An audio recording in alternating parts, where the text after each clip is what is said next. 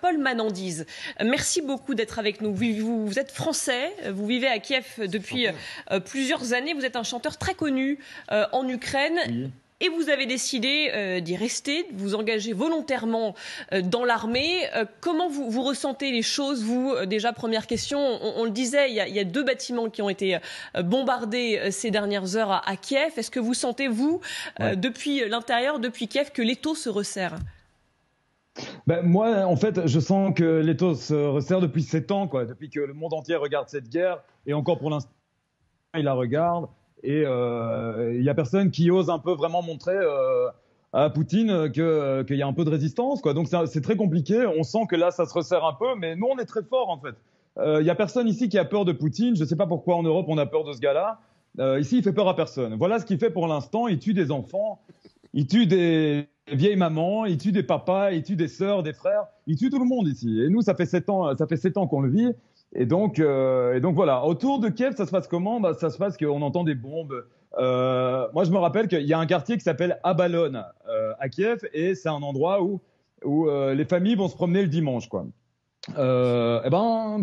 C'est là que ça a bombardé aujourd'hui. J'ai mon meilleur ami qui habite là-bas. Heureusement, il a quitté l'Ukraine. Mais je veux dire, c'est quand même incroyable qu'à 500 km de l'Europe, là, maintenant, aujourd'hui, là où je suis, il y ait des bombes qui tombent. Il y a un pays qui est en train de se faire ruiner par un malade mental et que personne ne réagit militairement pour lui faire comprendre qu'il faut s'arrêter, parce que lui, il ne compte pas s'arrêter. Qu'est-ce que vous allez faire, vous, concrètement? On a peine à imaginer, nous, Français, ce que vont faire. Non, mais parce que concrètement, c'est quoi faire la guerre? C'est quoi lutter? Vous avez un uniforme, des armes, vous avez des missions, vous restez chez vous, vous aidez des gens, vous approvisionnez des quartiers. Qu'est-ce que vous faites? Alors, il y a un truc qui s'appelle la propagande, où Poutine a vraiment gagné sa guerre, mais en France, on commence à peine à le comprendre. Dans le monde entier, on commence à peine à le comprendre, mais il y a une machine de propagande que moi j'avais dénoncé. J'avais dénoncé RTI, j'avais dénoncé Sputnik, j'avais dénoncé pas mal de choses, en fait. Il y a déjà 2-3 ans de ça. Donc en fait, ces machines-là ont tellement bien marché que les gens sont à peine en train de se rendre compte qu'il y a une guerre qui peut arriver chez eux. Mais moi, je vous le dis, ça va arriver en Europe aussi. Il ne va pas s'arrêter si on ne l'arrête pas maintenant. Donc la guerre, ça se passe comment? Ça se passe avec la propagande, les médias. Ça se passe avec... il faut trouver la vérité, mais la vérité, je veux dire, elle est innée. On la sent quand c'est vrai ou quand c'est pas vrai. Poutine manipule le monde entier pour l'instant. Enfin, je ne sais pas si vous vous rendez compte, mais juste imaginez qu'à Paris, on entend une alarme et qu'il y a des bombes qui tombent. Kiev, c'est un peu comme Paris. C'est une ville qui bouge, c'est une ville humaine, c'est une ville très moderne. Et là, elle est encerclée par une armée en 2022. Enfin, je ne sais pas si on vit dans la même réalité, mais la réalité dans laquelle moi je vis, c'est qu'à 500 km de l'Europe en 2022, c'est pas possible d'avoir une guerre comme ça quand même. Avec 2 pays qui sont rentrés dedans, la Biélorussie, la Tchétchénie, ils demandent de l'aide à la Chine. Enfin, c'est un truc de fou, quoi. Mais vous, donc, Paul comment Manandise, on crée des blocs. Est-ce que vous, qui êtes toujours à Kiev et qui avez décidé de rester à Kiev, vous faites partie finalement aussi de cette résistance en tant que Français à Kiev qui s'engage volontairement pour défendre le pays?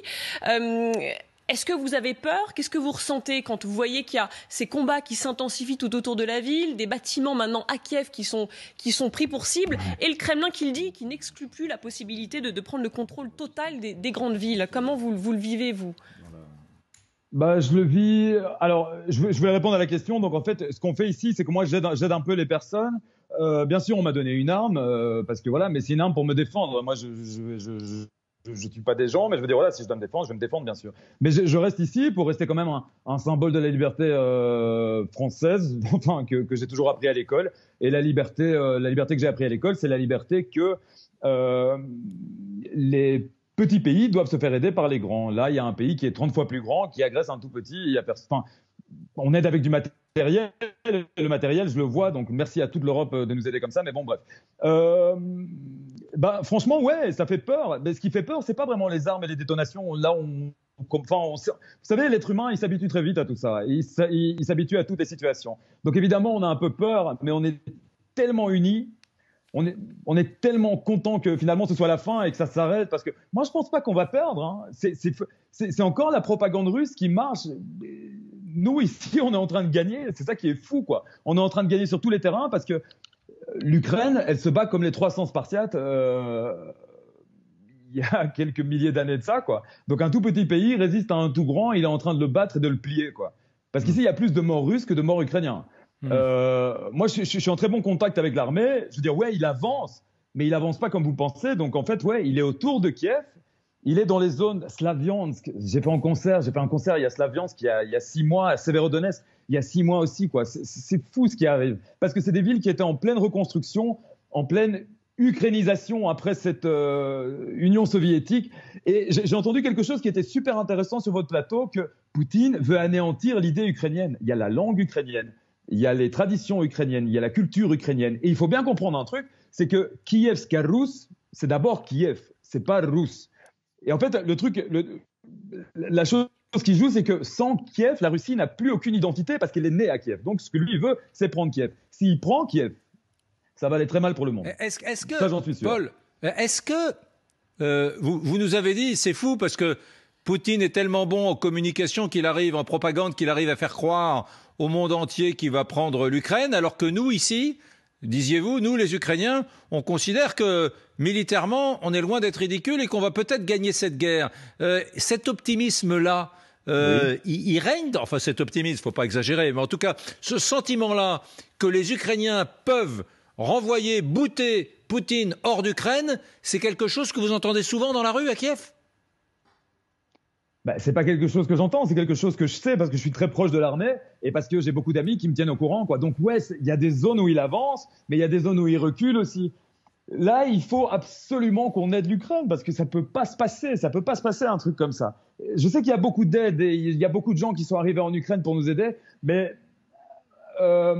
ouais, il y a un truc qui fait qu'on sent qu'on va pas lâcher, on sent qu'on va gagner, quoi. Le seul truc qu'il faut, c'est pour qu'on gagne vraiment et qu'on repousse la Russie, c'est fermer le ciel, quoi. Parce que là, c'est pas jouable, quoi. C'est pas jouable. C'est la demande de Volodymyr Zelensky, il le répète, et pour l'instant, c'est un non de la part des pays occidentaux. Merci beaucoup. Merci Paul. Merci Paul Manandis. Alors, je voulais qu'on en revienne aussi à ce qui s'est passé aujourd'hui. Les pourparlers, les discussions ont repris. Et là encore, est-ce qu'il faut y voir, même si effectivement tout est relatif parce que les combats se poursuivent sur le terrain, mais est-ce qu'il faut voir quand même une lueur d'espoir ? Est-ce que